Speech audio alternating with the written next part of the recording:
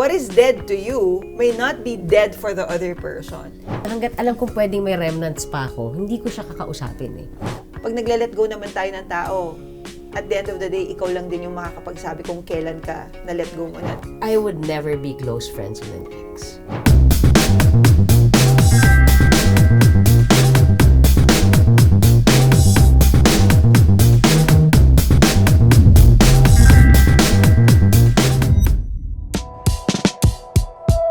Hi, Talk Sheeters! Welcome to another episode of Talk Sheets with Ice and Liza, where we strip down and bare it all under the covers. Wow! Are we enunciating tonight? Yeah, marami tayong ma-unearth tonight. Where we talk about love, identity, and all the shit that matters. Well, after a breakup, isa sa mga pinakamalaking tanong, can you really be friends with your ex? All caps pa, oh.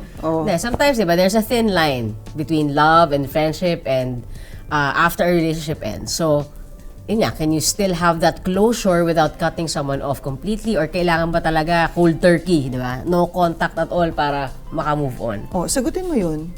Ako, honestly, depende sa breakup eh. Kasi I am friends with most of my exes. Kahit yung breakup namin di naging okay, after a while, syempre hindi ka muna, alam nga naman mag-usap kayo agad na as friends na kakahiwalay nyo pa lang, di ba?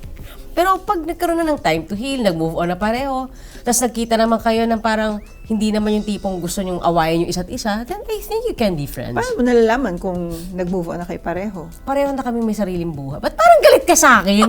parang may sarili na kayong buhay. Parang ikaw happy ka na with someone, siya happy na rin with someone. Alam mo yun, yung pag nakikita mo yung tao, alam mong iba na eh. Hindi na yung kagaya dati na parang, oh, kinikilig kayo. Tapos parang, syempre may pinagsamahan kayo, di ba? Alam mo, kaibigan na lang, na wala na yung, for lack of better term, yung romantic feelings.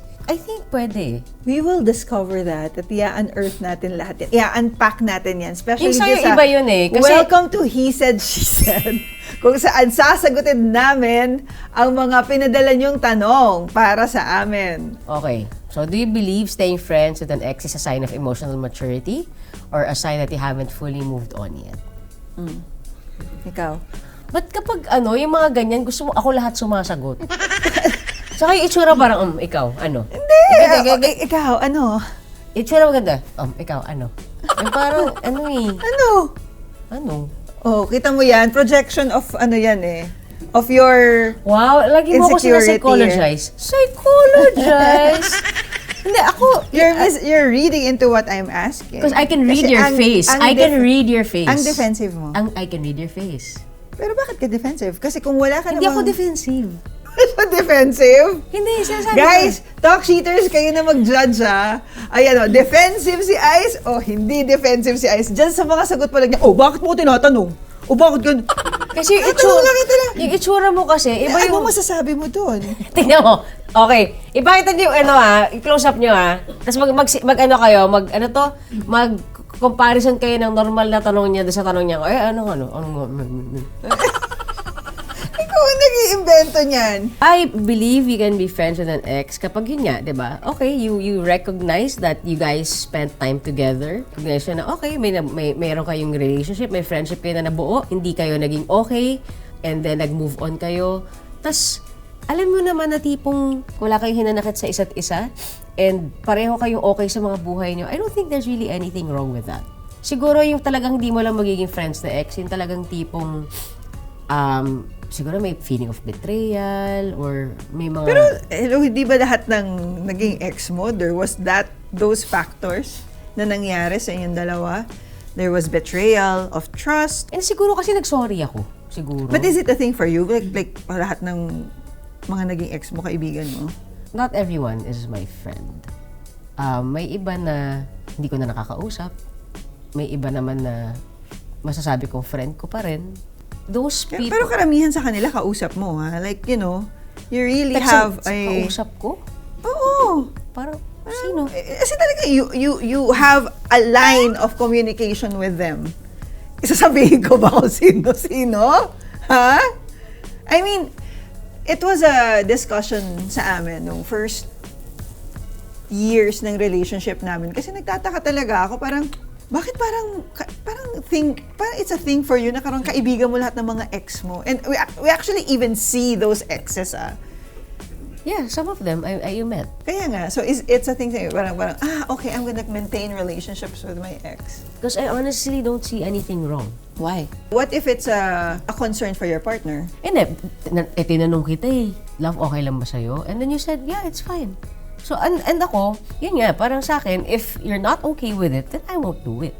Pero since I asked you and you said you're fine with it, edi, game. Kasi for me, that's also a sign of maturity dun sa partner ko. Yeah, pero what if hindi lang dun sa partner mo, pero dun sa mismong naging ex mo, yung pagiging present mo sa buhay nila or pagiging present nila sa buhay mo is not necessarily that it actually means they still have access to you. Sandali parang ang dating grabe pa rin yung friendship namin. Like, tipong, we're like close. We're not. Like, when I see them, I say hi. When they message me, I message them back.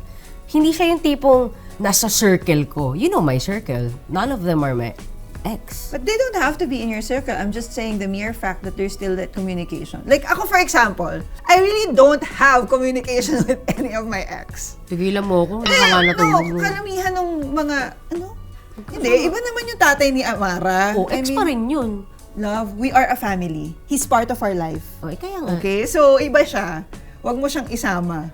Okay? Nakaduktong yung bituka natin tatlo dahil andyan yung anak natin. Yun nga. Okay? So, hindi siya ex siya, pero iba siyang situation. Pero okay? still. Pero, yung the rest of my yung mga exes ko talaga sa buhay, kinakwento ko na lang sa kanya na, ito, naging ex ko yan. You know, like, we would randomly see people, but he knows na wala akong communication. And this is the one person before that I had a communication with. When you told me that you're feeling uncomfortable because I'm talking to this person, I could completely cut. Hindi ko pa naintindihan before, but I completely cut ties because for me, hindi lang siya about respect It's about how much will this past affect our present. So, kung nakikita ko na naapektuhan yung partner ko, and meron siyang issue about, not because even nagsiselos or anything, just the mere fact that... But are you affected with that? It was a... You. Sa atin, it was a concern for me. Because pumupunta ka sa birthday, pumupunta siya sa mga okasyon ng ex niya, kasama buong pamilya.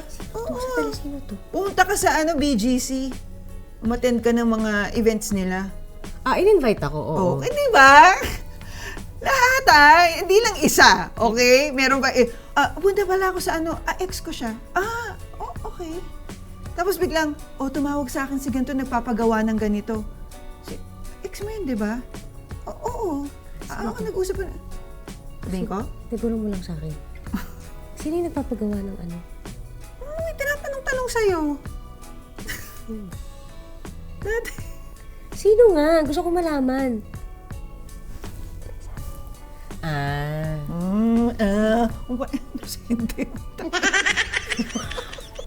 Hindi kasi ako, siguro kasi before, nung napag-usapan natin, and I felt like, it wasn't an issue for you. It's not even me. It's not even a me thing whether thank God, I'm very secured with how I am. But yung pattern mo na you remain friends or nagkakaroon pa rin ng access sa'yo. Actually, hindi nga. Okay, sabihin mo you don't see them as friends anymore.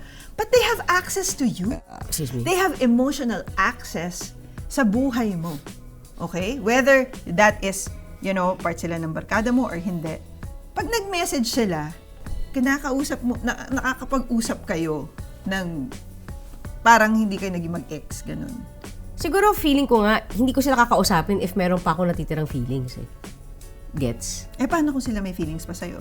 Kaya sila nag-reach out sa'yo kasi ayaw nila, masabi lang nila na, nakausap pa rin naman ako ni Ice Hindi, feeling ko malalaman ko naman yan.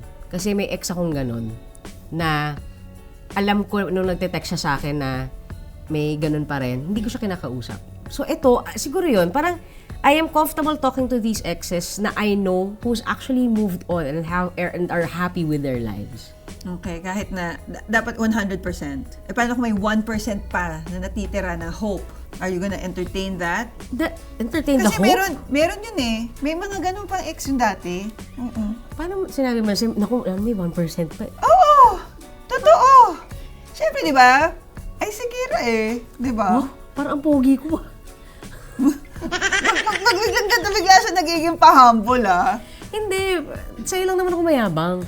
Pero sabihin, like, yun nga, ako feeling ko, pakiramdam yun, para sa akin. Feeling ko na may hang-ups pa yung tao sa akin, hindi ako magiging komportable to talk to them. So, yung mga exes na na-meet mo, like ako, yung exes, di ba, meron tayong kinita before, na, alam mo yun, yung nandun pa yung partner niya, na ang sarap lang ng kwentuhan, kasi yung walang bigat. Hindi siya yung tipong, kailangan mo makiramdam. Hindi siya yung ganun, for me. So, pag ganun, okay lang. Siguro yung iba, pwedeng sabihin mo na, pag nakaramdam na ako ng medyo iba yung dating sa akin, yun, lalayo ako. Out of respect sa'yo, number 1. Yun lang pala, number 1. Out of respect sa'yo. Period. Hindi, okay, we're talking about me. Pero I'm sure with your previous relationships, that has become an issue. Do you think being with an ex affects your ability to fully invest in a new relationship? No. Why? Siguro depende sa tao. Ako kasi, alam ko na kapag sinabi kong tapos na ako sa relasyon, tapos na ako sa relasyon. Oo, di ba? Parang ang special mo, paano yung mga ibang tao na hindi naman ganun Hindi ako talaga? makakapagsabi sa kanila. I can't speak for them. I can speak for myself. I can speak for myself. Alam ko. Question. Okay, wag nyo ilagay ako. Have you had problems with your exes na yan yung pinag-topic ninyo, na kaibigan mo pa rin yung mga ex mo and you're still in touch with your ex? Kasi ako, special case eh. Kasi, you know, I'm a very secured person. I'm very expressive with my feelings. I really told him that, but I too experienced that. Hindi. Nagtataka talaga ako. Hindi. Okay, sorry, inaalala ko ah. Hindi, kasi number 1, ako mismo, hindi ako seloso dun sa ex nila. Like, I remember someone na, you know, we would even hang out with their ex. So, hindi siya issue for me. Kaya naiinis ako na ang sinabi ko sa'yo noon, hindi ex na inisyo sa akin. Di ba yun? Ano? Oo. Hindi ko siya ex. Best friend ko siya. Pero kasi yung may ganun kang ugali, parang yung mga supposed to be kaibigan mo lang, iba rin yung access sa'yo. Ako nga meron best Hindi niya ex. eh. Okay? Kaibigan niya. Pero alam niya may issue ako dito sa kaibigan na to. Ba, hanggang ngayon, kakakita ko nga lang, kausap eh. Nakakaloka, di ba? So, di ba? Kasi alam ko may feel, actually, hindi nga to kayo friends, can you be friends with someone who has gusto sa'yo? Tapos, kinakausap mo pa rin, sinabi ko sa'yo, may gusto yan sa'yo. Okay? Feeling ko talaga. Feeling niya meron siyang access sa'yo lagi. Tapos may entitlement na parang ginagawa mo yung mga hinihingi niyang pabor sa'yo. Aba, wala. Hanggang ngayon, pa rin siya. Oh, kita kami ni mamaya Okay, fine. Wala ka. Would you be okay if your current partner is still friends with their ex? Where do you draw the line between friendship and disrespect? Oh. Ba't puro ako? Sumagot ka naman. Magbasa ka kasi para mapapunta sa akin yung tanong. Binasa mo na agad eh. Sige, would you be okay if your current partner is still friends with their ex? Where do you draw the line between friendship and disrespect? Ako, I draw the line between friendship and disrespect kung I've already expressed that I'm having an issue with the access that this person has on you, even if pinipilit mo lang sabihin sa akin na, hindi! Wala na talaga yan. Ikaw, wala kang feeling sa kanya. Siya may feeling sa'yo. So now, hindi mo siya tinutulungan na mag-move on. Hindi mo siya tinutulungan na ma-feel na parang, oy, hanggang dito lang ako. Kasi, every time na mag-message sa'yo, you cater to this person. Di ba? Thank you sa mga talk sheeters natin na nagpadala na kanilang mga tanong. Hindi, kasi diba, ako yun eh. Hindi siya, siguro, yung topic sa mga exes, wala talaga akong problema sa mga exes and everything. But siguro yung concern ko, pareho lang siya ng ganong disposition ng isang ex na parang ine-entertain pa rin and you're still friends with. Iba kasi talagang zero, diba? Pero meron din ikaw mga friends na alam mo may gusto sa'yo, not necessarily ex, hindi naging kayo siguro, parang ganon. Pero they really... Hindi, parang like It's ako, so never ko obvious. na-feel. It's Kasi so yun nga, obvious. parang siguro like nanggagaling si Liza sa feeling niya may gusto sa akin. Alam ko namang walang gusto sa akin. Yun lang naman. Okay. Pero, naiintindihan kita. I love you. Anyway, maglaro tayo. Simula pa lang ba to? Hindi pa ba tapos na? Sino pa nag-isip itong ano na to? Hindi. It's nice to actually talk about this kasi nga, minsan, hindi ka aware. Hindi ka aware na na kala mo talaga nagiging Mr. Congeniality ka lang or naging Mr. Friendship ka, tapos kaibigan mo lahat. Pero, may mga tao that I feel uncomfortable with, that you still talk to, and not because nagsiselos ako, it's just I know that, they've taken advantage of you before. And I don't like the feeling that you're giving them the license. Para you're letting them scot-free. Hindi mo sila pinipenalize dun sa ginawa nila sa inyo before. In fact, parang nawala siya dahil lang the way you treat them is still the same. Siguro kasi alam ko, on the outside, it may look like I'm still giving them the same access. But knowing how I am as a person, that access is very, very limited. But where do I come in? Of course, in my heart. Yeah, where do I come in? When do you think of me? When do you think about, ay, si Liza, uncomfortable siya dito. I'm gonna let go of this. I'm gonna stop talking to this person because she doesn't feel comfortable.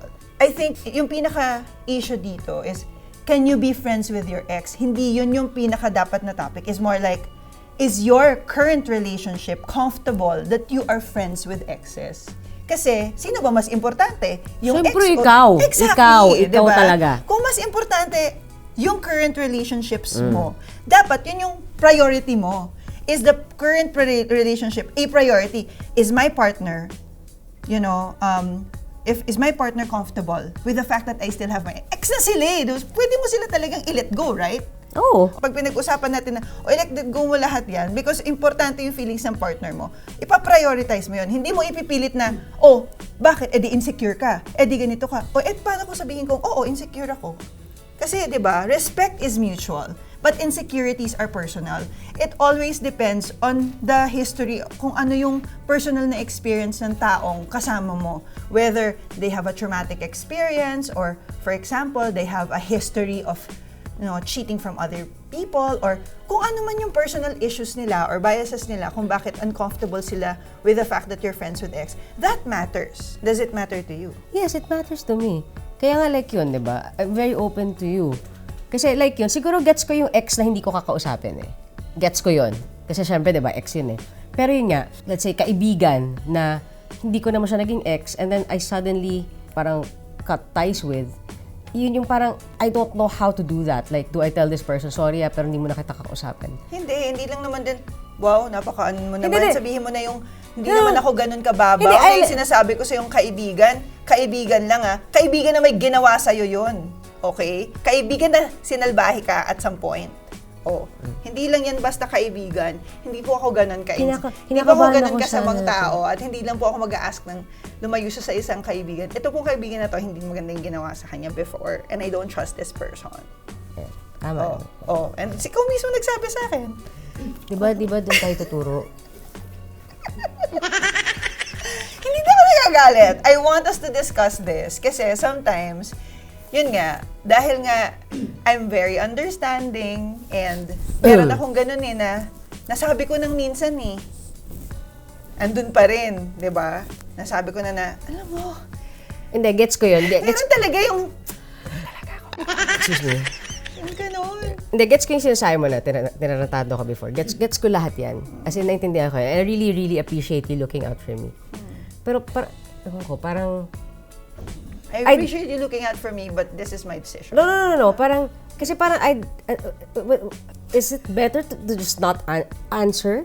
Like, to just, when I get a message na, a normal question, hindi ko lang sagutin? Like, or tell them straight na, sorry, I can't be friends. I can't really talk. I don't know. There are so many other ways. Hindi, kasi, but, I don't know. You always make yourself available. Not always. Not always. But you do. Sometimes. Laro na lang tayo. Welcome to Sheet Happens. Okay. Shit! Let's Okay. play. Who's more likely? We have situations here Ay, related Diyos to ko, yung exes sitwasyon pa. and post-breakup behavior. Sasagutin lang natin who we think is more likely to do it. Okay. Parang puro sa akin ang turo nito. Ramdam ko na. Who is more likely to block their ex immediately after the breakup?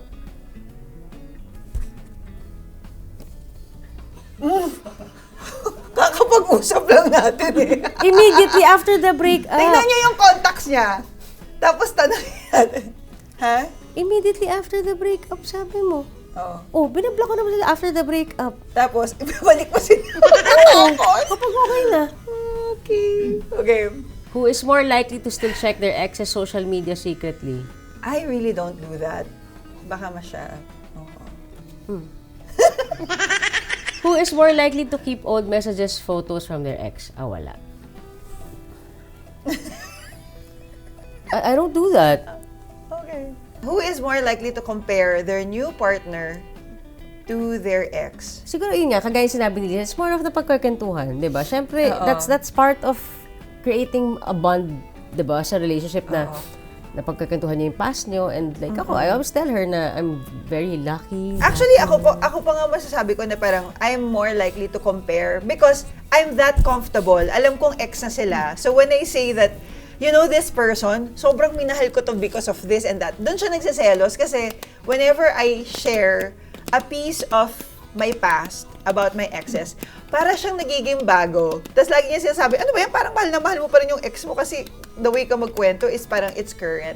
Pero kasi nga, how I access those feelings and how I'm able to reference those feelings, alam mo yung wala akong itatago, wala akong kailangang i-hide.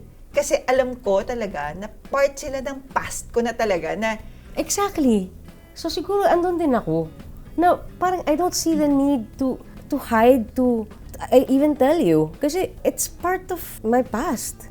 Na like parang kung ano man yung meron tayo, ang saya-saya ko na I can't even think of not being in this relationship. Alam mo yun? So parang, so siguro yun, yung parang, kumbaga kung ikaw, ang way mo of like, okay na, parang you can easily relive the situation before and because you know you're fine with it. Ako parang, these people, I see them as just how I see my other friends. Parang, as in, ganun siya for me. So siguro kaya parang, siguro minsan like, hindi ko nakikita yung gravity na kapag, and maybe that's my fault, na the way you sometimes see it na I still talk to some of them, parang ganun.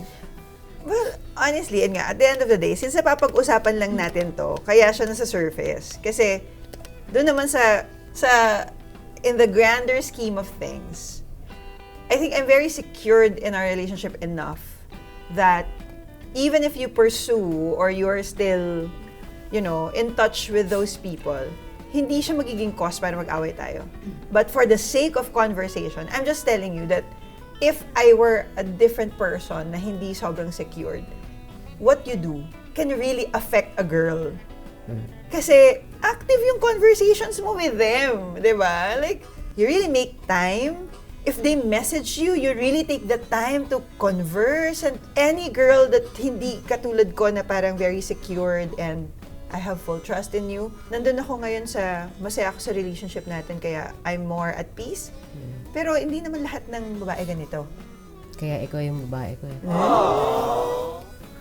Naano pa ako sa ganyan. Who is more likely to emotionally detach faster after the breakup? Sige, bakit? Kasi okay, kaya I can emotionally detach faster is because kapag sinabi kong ayoko na. Like, di ba may iba na kapag kunyari nag-away pa lang kayo, ayoko na, sasabihin mo yan, di ba? Ayoko na, hiwalay na tayo, blah, blah. Pero after nyan, hindi, gusto ko, hindi ako ganun. Oo, Mahaba ang PC ko, pero pag sinabi kong, alam mo, tapos na ako dito, ayoko na. That means ayoko na. And ano siya ha, parang totally nagbabago rin yung makeup ng katawan ko na kung before, kaya kong hawakan yung kamay nitong girl na to, pag sinabi ko sa'yo, ayoko na, nandidiri akong hawakan ka.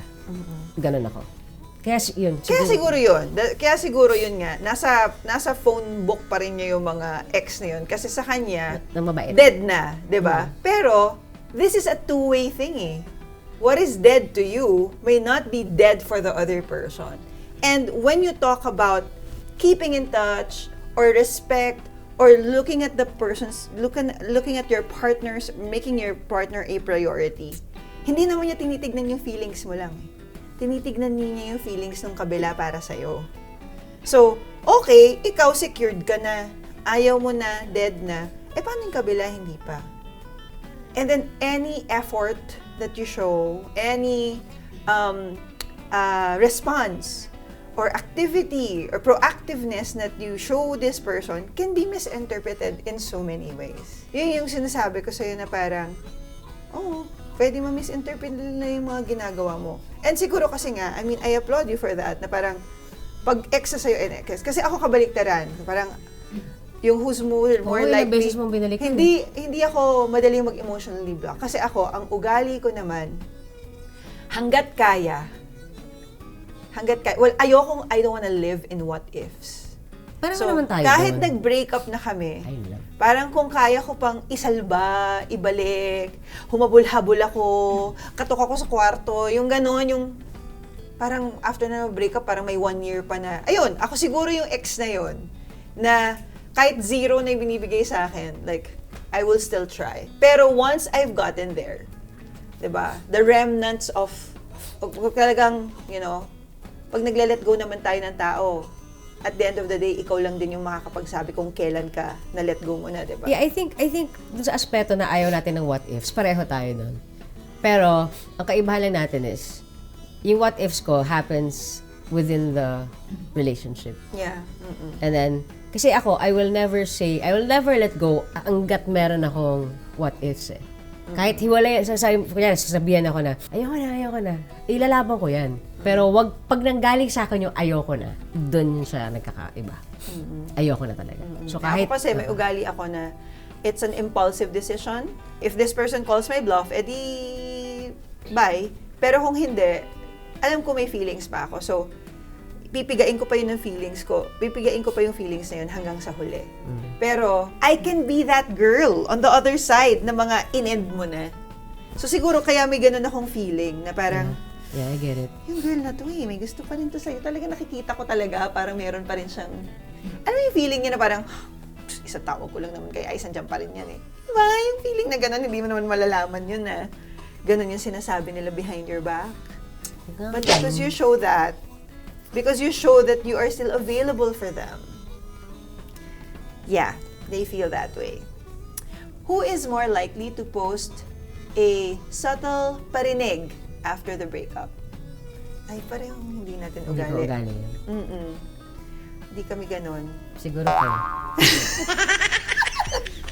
Who is more likely to misinterpret friendliness as romantic interest again? Kayo. Ikaw ba hindi? Hindi talaga. Kasi yun nga, unang-una, hanggat alam kong pwedeng may remnants pa ako, hindi ko siya kakausapin eh. So, kapag alam kong, wala na talaga to, naka-move on na ako. Kasi alam ko, kahit let's say, kung sino man siya, may nararamdaman pa para sa akin. Kapag ako, alam kong wala na, wala akong kailangan isipin. So, I mean, call it selfish, I don't know, but kasi alam kong safe ako. Alam mo yun, safe yung partner ko. Kasi kahit anong gawin, whoever this person is, wala siyang magagawa. Kasi diba, it takes two to tango eh, for me. So, parang for me, cheating happens when meron pa rin dito, meron pa rin dito. And ako, alam ko talaga sa akin, nothing. So, alam mo yun, kaya hindi ako takot, mas takot ako magpaalam sa'yo, mas takot akong sabihin sa'yo na, I love nag-text si ganito. More than, takot ako sa, baka may maramdaman ako sa tao, kasi alam kong wala. Bakit ka takot to sabihin sa akin Hindi nag-text si ganito? Hindi naman takot. It's more of like, di ba? Alam mo yun, yung anything na kasi, I don't know how you will react, I know how you will feel. Siguro, it comes from a certain trauma din in my past. Oh. Na, kasi di ba, parang ako, I've always wanted to have a relationship nga na I can be very open. I can tell everything to. And I'm happy that's what we have. Before kasi, hindi ganun eh. And na-trauma ako doon na akala ko I was in a very safe place na I can tell all what I was feeling to this person, and then suddenly, boom, pumutok siya. And then, I felt like I had to hide things. I don't like to hide things. Kasi, like how I am with you, I wanna be able to share my day with you. I wanna be able to share na, oh, this person texted, oh, napag-usapan namin, blah, blah, blah. And ayokong may matatagong ganun. So parang, because of that reaction from that person before, I felt like I had to hide. And by that, yung pag-hide ko na yon, it caused me to shut up. It caused me to not be open with my feelings. And I don't want that. So yun. Siguro yun. Kaya parang, I mean, alam ko, nabanggit mo sa akin na you feel uncomfortable with this person. And ako, like... Dinidisregard niya naman talaga hanggang ngayon. Hindi. Parang wala akong nakitang action kasi sa'yo. Okay, parang ano siya, thank you for the information. Ganun siya! Sige, And, you know, sige, kasi honestly, siguro, probably it isn't an action to you because I honestly don't know what to do. Because if it's an ex, I get it eh. Pero if it's some person na, hindi ko lang alam. Don't reply as much.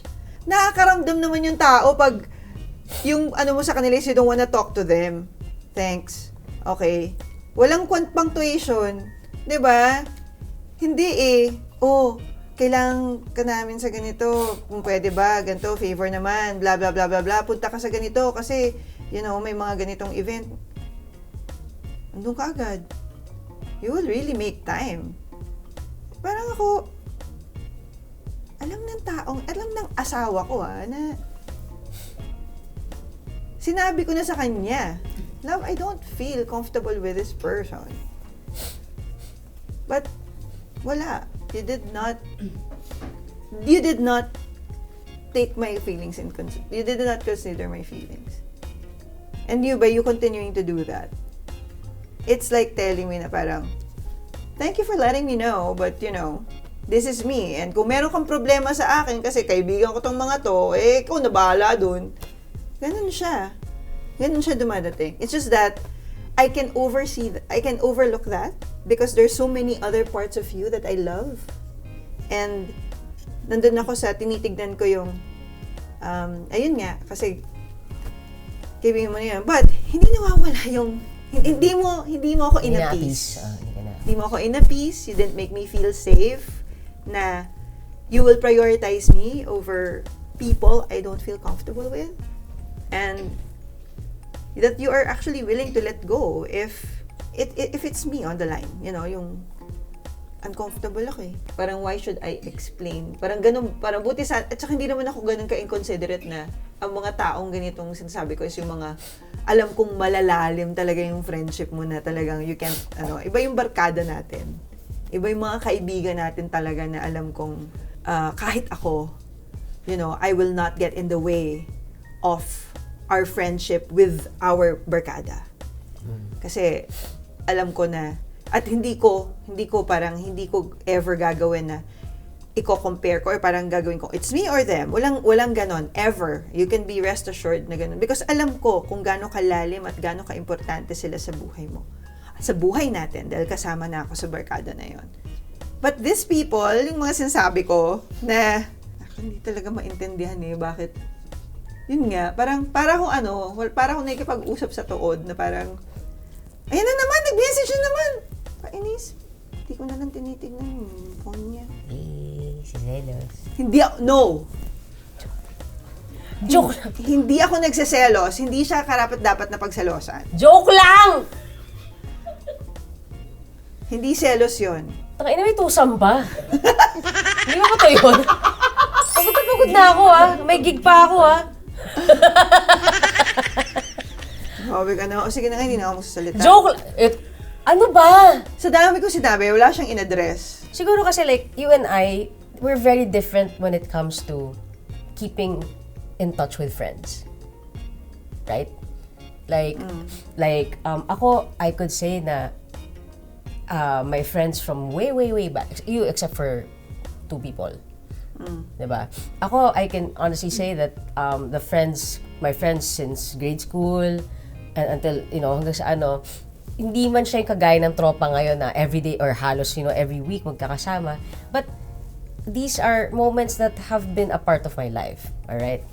And I'm not even talking about exes now, I'm just talking about friends. Maybe I find it hard lang to grasp or understand if it's a person na friend lang siya na I don't even know if, di ba, if may gusto ba sa akin or what. It's so easy to judge how I am as a friend. Kasi, di ba, yung pagkakasabi niya kanina na ikaw, dalawa lang kaibigan mo, di ba, nakakaloka yung pagkakasabi mo ng ganon. Pero, I'll just put, I keep a few friends with me. I'm very sociable. I have a lot of people that I go out with. My God, di ba? Parang, I'm such an extrovert. But I really, I have very, very few friends that I trust na alam kong I would entrust them with my life. Okay, question. How long after a breakup is it actually realistic to rebuild a friendship, if at all? Huwag na. Huwag na. Ako kailangan, from both ends, ano na talaga? Tapos na. Kailangan, wala na talagang emotional investment from each party. Kasi, yun parang hanggat meron pa, do not engage. Hanggat, alam mong, there's a tinge of hope na mapapaasa mo yung kabila or either parties, do not think of rebuilding. Kasi, kala lang natin, closure yung gusto natin gawin, pero hindi. Because somehow, meron pa ring hope. Kasi minahal, you can't be friends with person. You can't turn into friends overnight. Oo naman. I agree with that. Definitely hindi talaga overnight. So, mga 2 days. Ako talaga years. Oo naman. Years talaga. Years talaga. Years before ano pa nga minsan talagang zero communication. Tapos, I will see them and I'll find myself like, okay, na I don't even want to talk about. Sa'yo lang naman actually ako talaga nagkaroon na parang, kailangan ko magkaroon ng closure dito sa taong to. In the beginning, I thought that was what I wanted. Pero, yung pala access. Yes! Okay. When exes try to stay friends, what do you think is usually the unspoken expectation between them? Ayun na nga. Ako parang wala. Parang, ewan ko, wala. For me, parang wala expectation. Ganun siya ka-dense, no? Hindi kasi, para sa akin wala expectation. Parang, di ba, kunyari, nagkita kayo ulit after a while, di ba? Tapos, kamusta ka? Tapos pag naramdam mo, okay, parang, okay. Parang, kasi yun nga, siguro ang expectation doon is, ma-feel mo yung gaan, di ba? Ma-feel mo yung, okay na siya, okay ka na. Pero siguro kapag meron pang something doon, parang, we can't be friends with this person yet. Parang ganun. Pero ako wala akong expectations. Parang, wala. Parang, siguro yun, parang, I maintain, parang, a certain connection with these people. Kasi ayoko rin yung tipong kakailangan. Siguro yun yung pinaka-ayoko sa lahat. Yung kunyari, nakakasalubong mo parang, diba? Yung parang, hindi, yung parang, kamusta? Okay lang. Parang, ang pangit, diba? Ano, pag ex mo, tas ganun, pangit? Bakit? Hindi, yung parang ang pangit ng ganun, yung parang, I'd rather na hindi na lang nakikita. Kapag may something pa ako. Pero kapag wala na talaga, wala akong anything. Normal. Okay. If your ex becomes your close friend again, do you think your personality around them would still be the same, or would you act differently? I would never be close friends with an ex. That's where I draw the line. Kasi diba, when you are close, I can be a casual friend. And siguro yun, that's safe to say that with some of my exes, I'm casual friends with. But, hindi sila yung lalapitan ko if meron akong problema. Hindi sila yung lalapitan ko if meron akong mga saloobin na gustong ilabas. Pero pwede sila maging part ng barkada mo? Well, feeling ko kasi hindi ko siya say. Kasi diba, the group is a group. And if the others feel like they still want to be friends with this person, then of course I would have to accept that. They have, like ako, diba, I hated it when, diba, some of our friends, nung nagkahiwalay sila, we couldn't go with this person anymore, even though we still enjoyed being with her, right? So parang ako, why would I deprive my other friends spending time with this person just because ex ko siya? Pero, kung sila man makakita ng, parang ayaw na rin namin maging friend to, then, hindi ko rin sila papigilan. Di ba? But ako, alam ko, na pag nandito tong taong to, I remain casual, but I know my boundaries. Ako talaga, yun, yung ugali ko, when I let go, hindi pa yun final. So, I will push. Pero pag sinabi kong ayoko na, dun sa huling straw na yun, kasi parang feeling ko, parang wala na akong wala na akong maibibigay. Talagang cut ties talaga eh. That's why I'm so comfortable seeing exes and actually introducing Ice to them. You know, parang, uy, kasi alam kong wala akong relation dito sa taong to. I'm not actively engaging with this person. Whatever we had in the past is really in the past. It's like buried in the past. It's never going to come up in the present. I remember there's just one person na parang, and itong taong to na na-feel ni Ice na parang, bakit parang magkausap pa kayo lagi? And pag talagang pinagselosan niya to. As in, sobrang selos. And actually, in the beginning, nung hindi pa ako marunong about this or hindi pa ako ganun ka-sensitive, talagang inaaway ko pa siya na, problema mo. Wala, ito nga, ako kasama mo, di ba?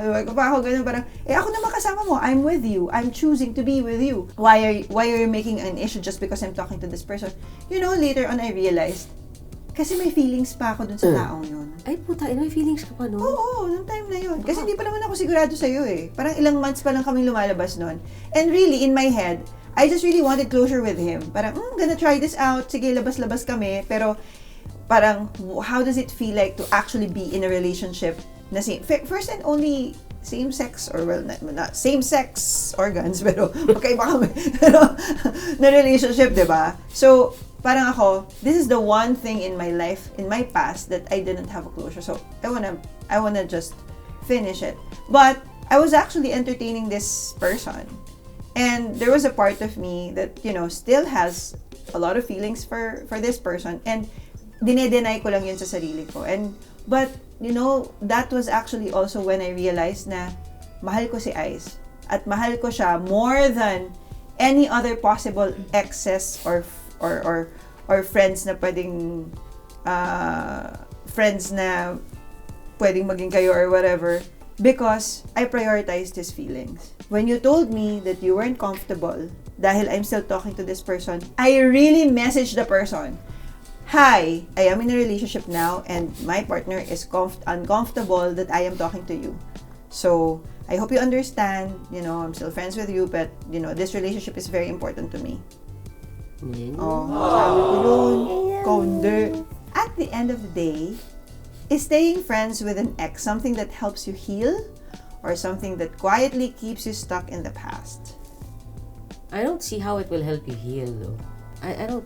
I don't know how it will help you heal. Then why are you still friends with your ex? Because I'm healed. Kumbaga, it cannot help you heal. But I am healed. That's why I can be friends with them. And what if they are not healed? Ay, hindi ko problema yun. But the thing is, you're not helping them heal. Especially if they still have feelings. But they can only, you're the only person who can help yourself. Sorry pero that's how I think. Okay, but parang, what if they feel that helping themselves is having that access to you? Chick boy no? Hindi siguro kasi, that's not how I think. Siguro lang, I mean, I'm not defending again. Mga girls Hindi siguro kasi ako ganun talaga. Para sa akin kasi, walang ibang tao makakatulong sa akin to heal Wala talaga. I mean, sa past ko, diba, I've tried that before, yung alam mo yun, para from one relationship to the next, to the next, to the next. I was still, diba, I was still fucked up. So, parang, ikaw talaga yun. Ikaw yung magkakaroon ng, ikaw lang talaga yung makakapag-change ng. Okay, so iba yung situation natin, pero paano masabi dun sa iba? Na yun nga, parang they are still in touch with their exes not because they so siguro if gusto pa rin nila i-preserve kung ano yung mga konting opportunity para baka ito pag nakita pa niya ng konti, makita niya ang worth ko. Diba? I always say that eh. Ako siguro yun, if you're still hung up, don't. I mean, nothing is worse than clinging on to something that you know hindi ka na mahal. Parang ipinagpipilitan mo yung sarili mo nun. Yung parang ako the way I see it, yung parang nagtitake lang ng scraps na ibibigay sa'yo. So, okay, how do you do that? What do you mean? How do you let go? How do you tell yourself that? Para sa mga tao na ganun, they're still clinging on. Diba? Kaya sila pumapayag na bumalik sa situationship. That's why they are okay na, sila, FUBU. O kaya okay lang sa kanila na, afterthought sila na kita sila. Kasi, itong mga sandali na to, yung mga moments na to that they get to spend with that person, they feel na it's still a window to win them back. So how does one let go? Well, alam mo, wala akong mabibigyan erase na the number. advice. Diba? Number one is erase the number from the contacts. Parang, diba may iba na even they break up with the friends as well.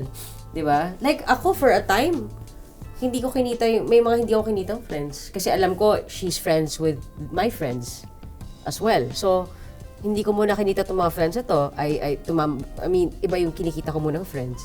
Kasi, common yung friends namin. Yung mga ganon. Parang, you have to actively do something else. Para, I think. Bati na tayo.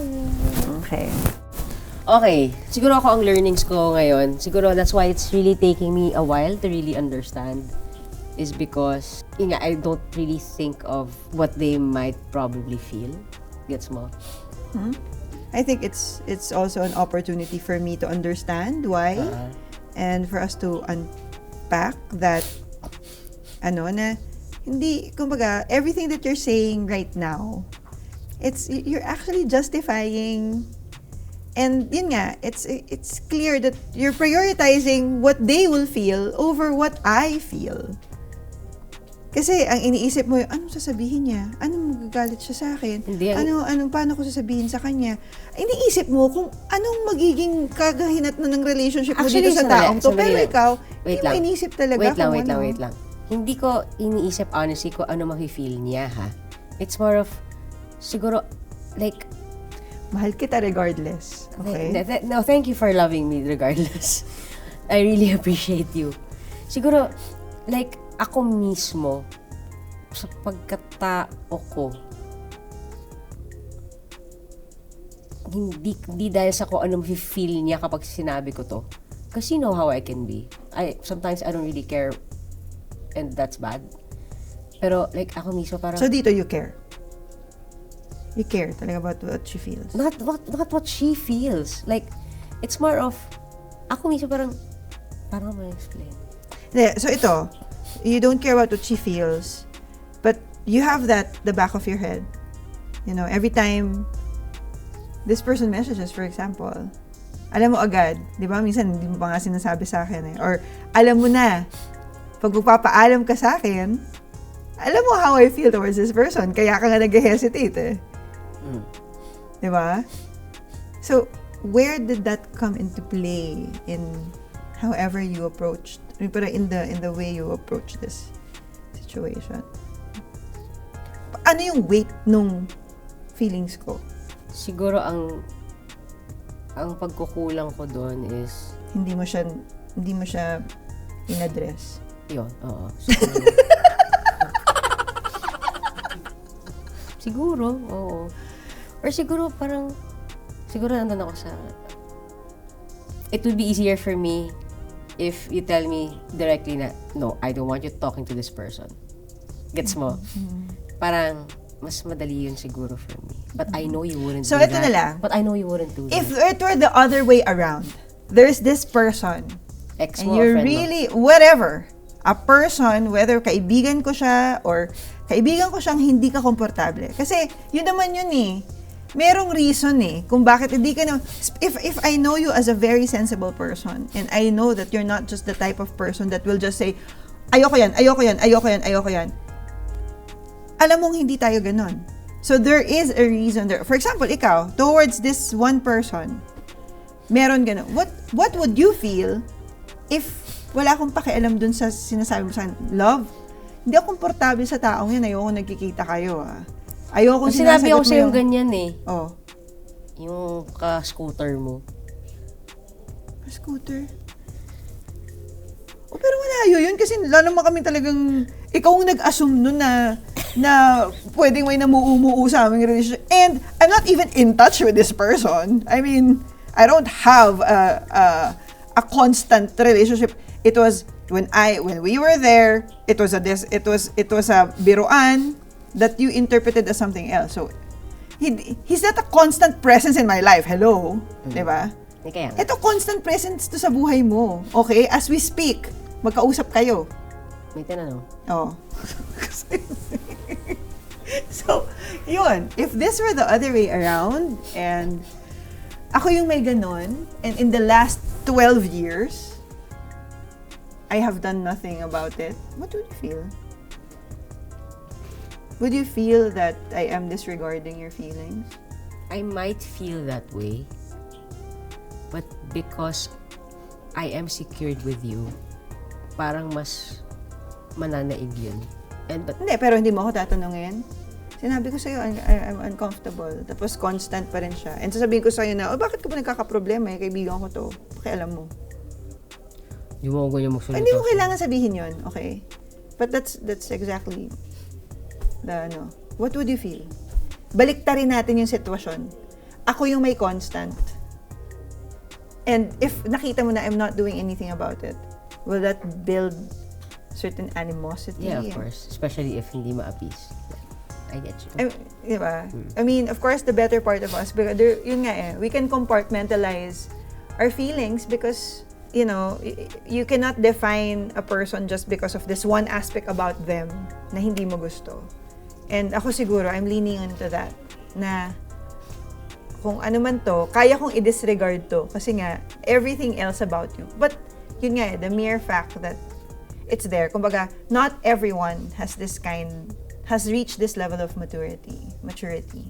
And for other people, especially yung mga nasa bago pa lang na relationship, sa akin, if you feel uncomfortable, because you just really need to be transparent and you need to be clear dun sa reason kung bakit. Kasi it matters. Diba? O, respect, yes. And sometimes that respect is being used as an excuse. Oh, nire-respeto ko naman yung relasyon mo. Respetuhin mo rin yung mga gusto ko, diba? Pero, yun nga we also live with insecurities. Buti sana kung we live in a perfect world na we don't carry our trauma with us. We don't carry our insecurities with us. We live with it.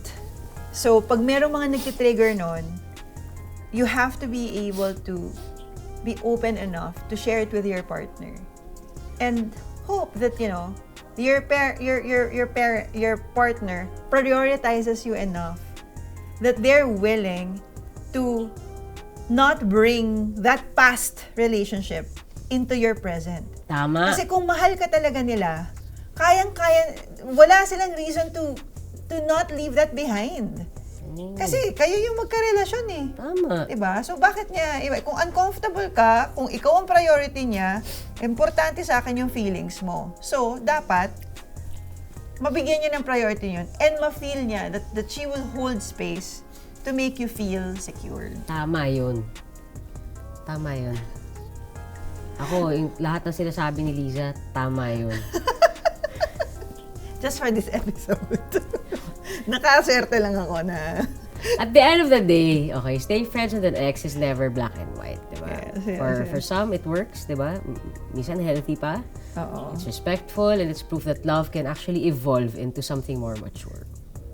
But for others, it's complicated because history doesn't just disappear and feelings don't always switch off when the relationship ends. Yeah, so maybe the real answer isn't a simple na yes or no. Yun nga, depende pa rin yun sa mga people na involved sa relationship, yung mga sinaset nyo na boundaries, and the honesty na meron yung both sides, diba? So thank you guys for joining us under the sheets tonight. Marami kaming mga na-unpack dito. And actually, ang laki ng natutulong ng talk sheets para mas maging mature din kami ni Ice sa mga relationships namin na akala namin napapag-usapan na namin lahat. But because talk sheets parang it has established a safe space for us. And kami sigurong dalawa, parang nagkaroon kami ng usapan na when things get complex or when things get very, very personal, huwag tayong aatras Kasi ang talk sheets, we're encouraging people to really confront those questions na hindi nila matanong or confront those mga unsettling issues that they have with themselves and feel comfortable na if they talk about it, especially in a setting like this, makakahanap sila ng clarity. So, dahil parehong klaro sa amin yun, na yun yung goal ng talk sheet, di kami umaatras when it gets uncomfortable. And I just want to give you that. I wanna thank you because, it was, I know it was very, very uncomfortable because I have not even raised this ever, honestly. I've had that one conversation with him. I shared with him what I felt. And when I felt na parang he disregarded it, I didn't see him take any action, parang na set aside ko siya. I haven't even realized that itong topic na to hindi siya ex, it's a friend. Pero pareho siya ng meaning pareho siya ng konteksto. So, I just wanna thank you kasi hindi ka nag-close up. Tsaka hindi mo ko shinut down, hindi mo pinaramdam sa akin na parang, huwag natin pag-usapan to dito, ano ka ba? Huwag natin dalhin yan dito. You know what I mean? I felt that you were very open to receive, kung ano man yung feelings ko about it. And I can feel na parang you're processing what I'm saying. So I really appreciate that. Of course. And thank you then for understanding, siguro, that part of who I am. I mean, kahit mga akong perfect, hindi naman talaga ako perfect But yun nga, di ba? Parang you take the good with the bad. And siguro, ito yung mga things that it may not be bad that makes you uncomfortable. And yun nga, parang siguro, I've yet to learn about these things. But siguro, you can be rest assured na, I hope I make you feel very, very secured. Yes, you do naman. Of course. So, yan. So, para sa mga talk sheeters natin, don't forget to like, follow, and subscribe to our YouTube channel and our Spotify, right? Sasabihin ko pa nga lang yun And our podcast is also available on Spotify. So, make sure to follow us there and leave a comment or message kung may gusto kayong topic na pag-usapan namin sa mga susunod na episodes. This is Talk Sheets with Ice and Liza, where we strip down and bear it all under the covers. So don't hold back, just Talk Sheets.